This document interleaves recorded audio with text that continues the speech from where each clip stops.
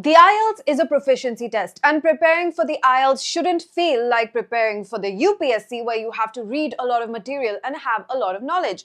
But you still need to have a baseline level of knowledge when it comes to topics that impact you and the world around you. I'm Asmita, your IELTS mentor here at Vedantu, and today I am going to tell you everything you need to know about the topic education so that you can answer speaking questions and writing questions adequately. Another thing that you need to keep in mind is that you need to have a wide range of vocabulary to be able to do well in the IELTS. So what I'm going to do is, on a weekly basis, I'm going to pick up one topic. Like today's topic is education. We're going to have a topic every week where I'll give you sample questions for the writing section and then for the speaking section that you can refer to and practice with.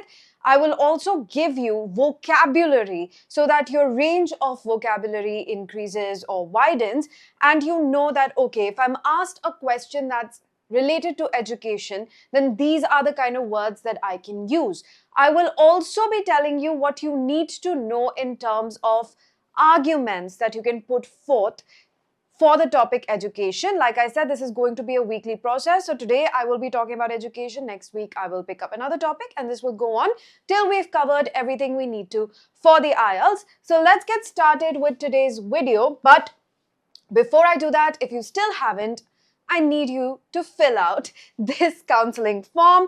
If you wish to study abroad, you're serious about it, sit down with your parents, fill out this form so that you get expert admissions counseling and are guided in the right direction and are not misguided by other people who are not only giving very poor admissions counseling but are also charging a hefty fee for it. All right, let's get started. Now, when it comes to IELTS writing, you need to flesh out your arguments a lot more because you have to write a minimum 250-word essay. Now, emphasis on minimum because your essay ideally should be around 300 to 320 words.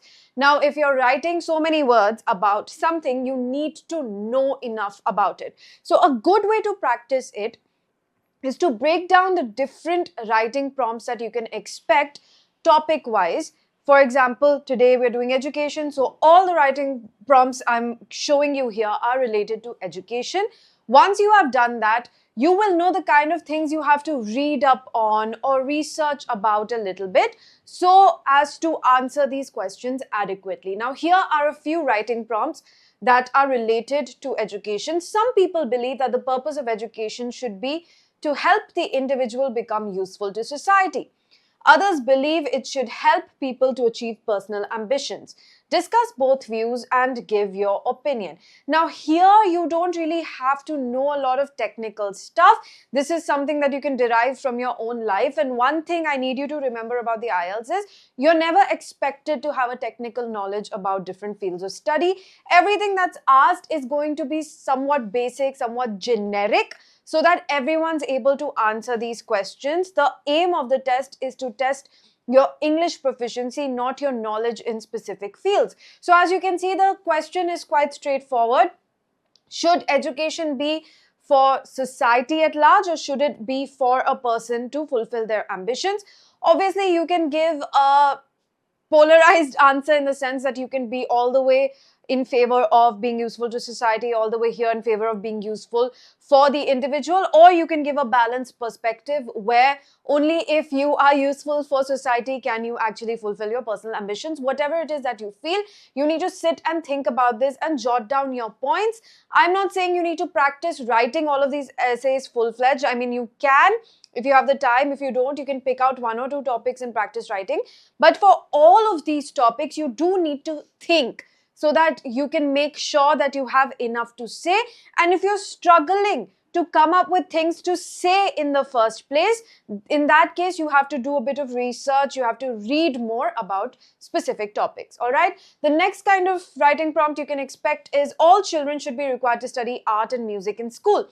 Do you agree or disagree? Now, this question specifically, you can see it in a lot of different forms. For example, do you think it's necessary for students to study art, or do you think it should be a choice? Do you think studying music can benefit a student and should it be made mandatory? So you can see this in many different forms. The idea, the basic idea is simple. It's a very, arts versus science kind of debate. And for these questions, I think Indians have a lot to say, because the arts versus science debate has been something we're exposed to ever since we were kids. So here you can really flesh out your opinion well. Next question. Some people think that university education should be free for everyone. To what extent do you agree or disagree? Again, this is quite a topic in terms of relevance. People are discussing this left, right, and center. Everybody cites, Denmark as a country that has the happiest population, and a reason that's often cited for that is because they have very good quality free education. So healthcare, education, you can expect questions like, should it be made free? Or should individuals pay for it? Now here, obviously, you will have to do a bit of research. Now, to be able to cite examples like Denmark, you need to have read up on this in the past. So it's good to have a little bit of knowledge, background knowledge on this. Even if you don't, and I'm not saying it's absolutely necessary to cite research, because like I said, IELTS is testing whether or not you can speak English properly, write in English properly. It doesn't have to do with how much you know about something. It's not a knowledge or ideas test. It's a proficiency test. But sometimes what happens is, if you don't know enough about something, you run out of things to say. And here I think knowing a bit of background information can be helpful. Otherwise, you might get anxious or nervous. If you don't know, then also you can cite from your personal life. That's fine. You can give personal examples. You can say something like, if education would have been free in our country, or was free in our country, a lot of people could break out of, the cycle of poverty that they are stuck in. Not making education free just gives access to already privileged people. And education is sort of the thing that can help you climb that ladder, can help you break out of poverty. It's education that gets you jobs, gets you access, gets you agency. So stuff like that you can cite from your own life as well. You don't necessarily have to know statistics or information like that. Next, we have online learning is becoming increasingly popular. Some believe it will replace traditional classroom teaching. Do you agree or disagree? Online learning is also a big one. It is obviously quite relevant for us today, especially since COVID. It's something that has changed the education landscape quite a bit. So you should know about this, and you would know about this because you have had to pick up and understand and make the best of online learning because of COVID. And India as a country did not have the kind of infrastructure to support online learning, and yet somehow a lot of people, a lot of schools were able to do it, maybe because of the availability of cheap internet data that gave access to even people who couldn't afford internet in the past. So stuff like that you can talk about. But make sure that you're not making it too India-centric. You have to give a global perspective. You have to give a wide perspective. Online learning is something that can easily be a topic because it's trending quite a bit. Not just online learning, working online as well, just remote learning, remote working, and how that's changing our world. Next, in some countries, students are forced to choose their future career paths very early. Do you think this is a good idea? Again, a quintessential question that Indians would love to answer.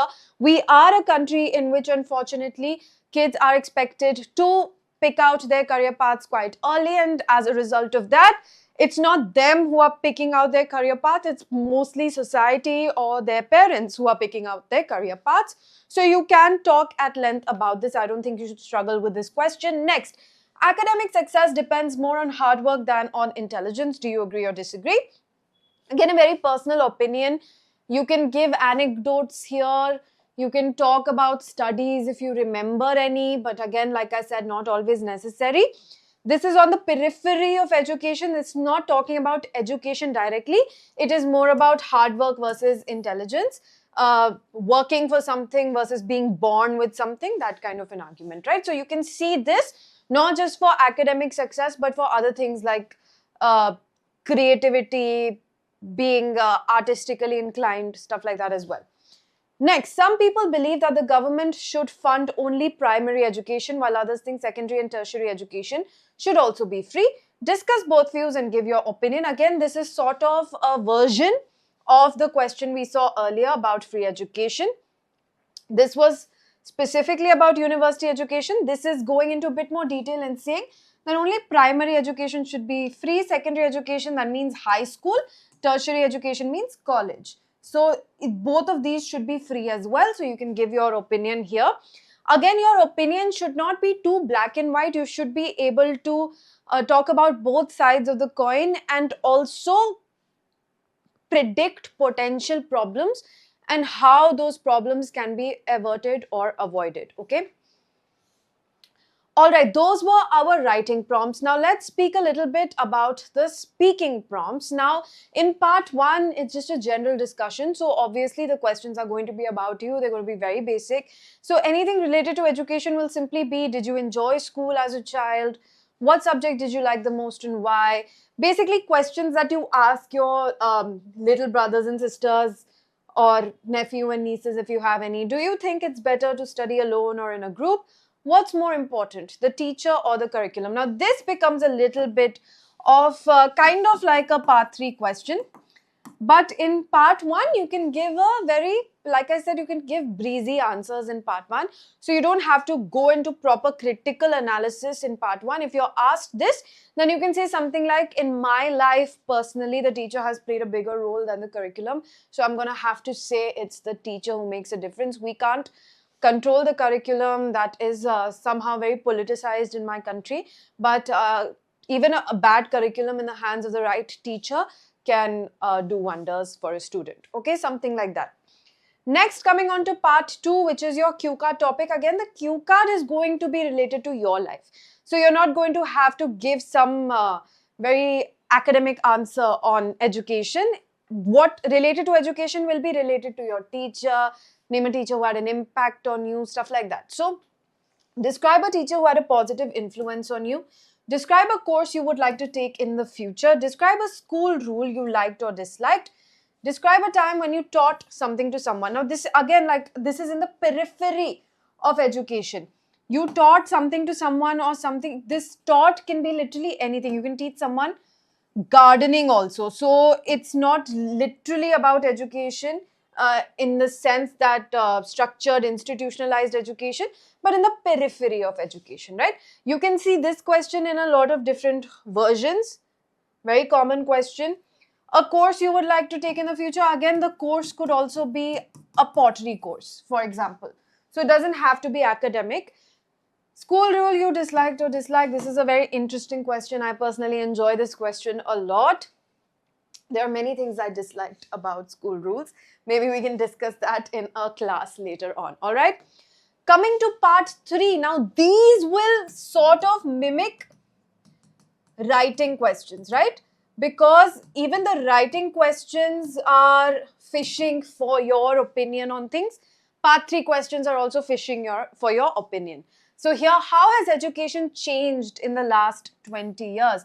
Now, you might have heard this running joke that, our parents had to cross rivers and jungles and climb mountains to go to school. So, that's a funny thing you can mention here that, there's a running joke in my country. So, definitely access to education has improved, school infrastructure has improved, etc., etc. Should education focus more on creativity or academic subjects? We've discussed this in live classes as well. This is again another version of the writing question that we saw. What are the benefits and drawbacks of online education? Again, online education has cropped up because, like I said, when it comes to education, online education is a big topic. As a matter of fact, AI is also a big topic. How is AI going to impact education? That's also something that can definitely be asked. Is it better to have exams or continuous assessment? My opinion on this is continuous assessment for sure. One exam at the end of the year does nothing but enable children to memorize more and more. And that's what we need to get them out of. We need to teach them that memorization is not going to help. So that's my personal opinion, my personal take on this. What role does technology play in education today? Again, this is a version of the AI question I was saying. How is tech impacting education? You can talk about a number of things. For example, this digital boards that you see in front of you, it has obviously helped education quite a bit. All the YouTube classes, if you remember in the past, if you were old enough to attend YouTube classes at the time, used to happen on a whiteboard, and now this digital board has so many tools and so many other methods of communicating something to the student, making sure they understand, being able to show 3D models, being able to show videos, GIFs, and just use of color over here, how easy it has become to erase, to make shapes. All of that has definitely changed education for the better, I would say. So when it comes to technology, internet is technology, YouTube streaming services is technology, hardware like this is technology, AI is technology. So you can touch upon all of these different things over here. Okay, so now that we've seen the kind of writing prompts and speaking prompts we can expect when it comes to education, we also need to be equipped with proper vocabulary to be able to express our thoughts. So here I'm giving you some key vocabulary for education topics. When it comes to types of education, we have formal education, informal learning. Formal is institutionalized education that happens in schools and universities. Informal is what takes place at home with our peers, etc. Or maybe even on the internet, YouTube. Higher education, tertiary education, like I told you already, tertiary education is anything that happens after school. That means mostly after you're 18 years old. Vocational training. Vocational training is not your typical learning from textbooks. It's very hands-on training, preparing you for a specific job. Right? So if you're getting vocational training to become an electrician, then you will have very hands-on training, figuring out the different things you need to do as an electrician. So it's preparing you for a real life job. Distance learning, remote education, both of these mean the same thing. Two different ways of saying the same thing. That is studying online with the help of a device and the internet, not having to be physically present where your teacher or peers are. Mainstream schooling. Mainstream schooling is the way that most people go to school. That is, they wake up in the morning, take their backpack, go to a place where a bunch of students come from their homes, they sit in a classroom and learn. A lot of different versions of schooling are being experimented with, and you can sort of read about the merits and demerits of that. One of them is homeschooling. Homeschooling is becoming increasingly popular, especially I would say in the West more than in India, because people now don't want schools to impose their political opinions and affiliations onto kids. A lot of people think that their children end up getting brainwashed, and there are actually many more benefits of being homeschooled. So that's also something you can look into and read about. Next, we have institutions and people. So primary school is also called elementary school, especially in the United States. Secondary school is called high school. University, college, private school, public school. Now, you won't know the private school, public school difference much in India, because most of us who are middle class tend to go to private schools. For us, school means private school. We have school and government school. That's the terminology we use. We say school and we say government school. So you need to know that this government school is a public school and the school you go to is a private school. All right. And in countries like the United States of America, even rich kids, privileged kids, everybody, majority go to public school because their public school system is good. It's free. First of all, you don't have to pay anything to go to school like you pay a school fees over here. That's not something you do there. So it's free. It's good. Everybody goes to it. So here in India, you can see statistically that people who cannot afford a private school are the ones who go to a government school because they don't have any other option. We also have this entire system of, we say or we hear or read in the news that the government school system is quite bad. Government teachers don't show up. There's no proper There are no facilities, there's no infrastructure, stuff like that. So anybody who can afford it will not send their children to a government school. That's the general sentiment in India. You need to understand that that's not the case around the world. Most first world countries that you want to go to have a free public school system, which is very good, and people from all economic classes go to those public schools. Very few ultra rich, ultra high net worth individuals will send their students to a very one of those private schools that also has boarding in it. And so those are very rare instances in first world countries. Next, lecturer, professor, two ways to talk about the same teacher. Teacher in college is your lecturer or your professor. Head teacher, principal, academic advisor, mentor or tutor. So if you were to talk about me, I would be your tutor or mentor category. All right? Okay. Next, we have learning and assessment related vocabulary. Obviously, curriculum, what is taught to you and how is it broken up. So when do you learn which things in which subject, all of that is your curriculum. Syllabus is exactly what you're going to study in a given period of time. Coursework is all the work you need to do related to the courses you have taken. Assignment, anything the teacher has asked you to do and is probably going to be graded. Examination is your exam grade, marks. We say marks in India, but usually everybody else says grades. Just like we say class and people say grade. I'm in the first grade, second grade. I mean, you're in the 12th grade, 11th grade. So we say class 12th, class 11th. In America, usually the word grade is used. Then you have your GPA, grade point average, feedback. You guys have GPA too now, so no problem understanding this. You have some SGPA, CGPA, all of that stuff, but just know that GPA is the main thing you need to know, which is your grade point average. Feedback, what you get to hear from your teachers or mentors related to how you have fared or performed. Learning outcomes and academic performances, all right? Here are some useful collocations that you can use when it comes to education: acquiring knowledge, developing critical thinking, broadening horizons, fostering. See, now I'm giving you all of these in the ing form to help you understand that you have to change the tense of these collocations according to what you're saying. If you're saying something that's in the continuous tense, make sure you're turning it into the continuous tense. You have to be flexible with collocations. You cannot plug them exactly as they are, okay? Fostering creativity, promoting lifelong learning, improving learning outcomes, encouraging student engagement. All of these are collocations that you can keep in mind. Like I said, you can take the help of AI, so you can go to ChatGPT or something. You can plug in a collocation. For example, you can say, hey, here's a collocation, promote lifelong learning. Can you tell me 5 instances of this being used in different context and different tenses, right?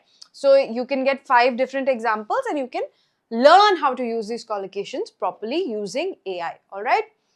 Next, provide quality education, address learning needs, standardized testing, access to education, educational inequality, teacher-centered versus student-centered learning. And centric is also a word that you can see in this context, all right?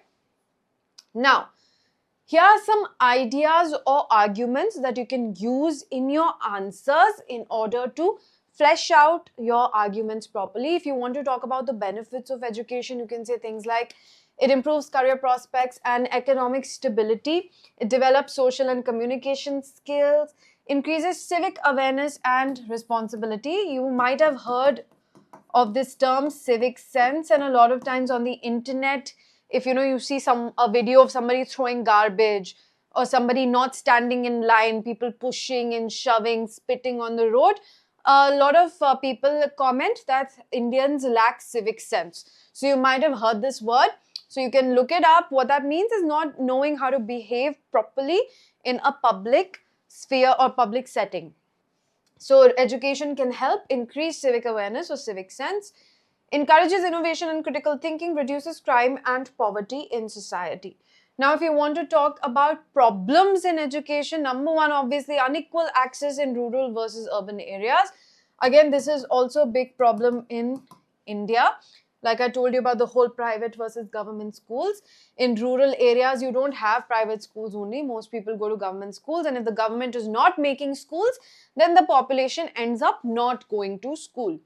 Outdated curriculum, not relevant to job market. I think this is a huge problem with CBSE. Also, the fact that you're made to write letters instead of emails, and you're being taught stuff that's just simply outdated and not being changed. Instead, all efforts are being put into changing SST curriculum, when a lot of what you're being taught in science also is very outdated. Nobody is teaching AI, which is the future. So a lot of issues there. Pressure from exams leading to stress. Again, huge issue. You can even see suicide rates increasing among students, unfortunately, because of this pressure. This pressure can come from the school itself, but mostly it also comes from parents and society. Lack of emphasis on practical life skills. I think this is a huge problem, especially in India, where, because we resort to memorization for everything. And I am just amazed by the fact that over here in schools, when it comes to practical, most schools don't make you do the experiment. All you have to do is copy the experiment exactly in your experiment book, which is appalling. It's infuriating, because the point of an experiment is to practically see how a concept is being applied in real life, which most schools don't even do. So very scary state of affairs over there. And then over reliance on rote memorization, again a very big issue. All right, so these are different things that you can read up on if you feel like you need to, or keep in mind, because these are potential topics that you will see can see in the IELTS test. All right, so that brings me to the end of today's video. If you found this useful and you want me to continue this series with different topics, make sure you tell me in the comments. If you don't tell me in the comments, if you just keep it to yourself, then I might not make another video like this. So please do make it known to me in the comments that you want more videos like this for all the different topics that you can expect in the IELTS, and I will make sure to make those videos. Also, do not forget to subscribe to the channel if you haven't liked the video. Share it with your friends. Follow us on Telegram so you don't miss out on updates, and stay healthy and happy. I will see you next time. Bye-bye.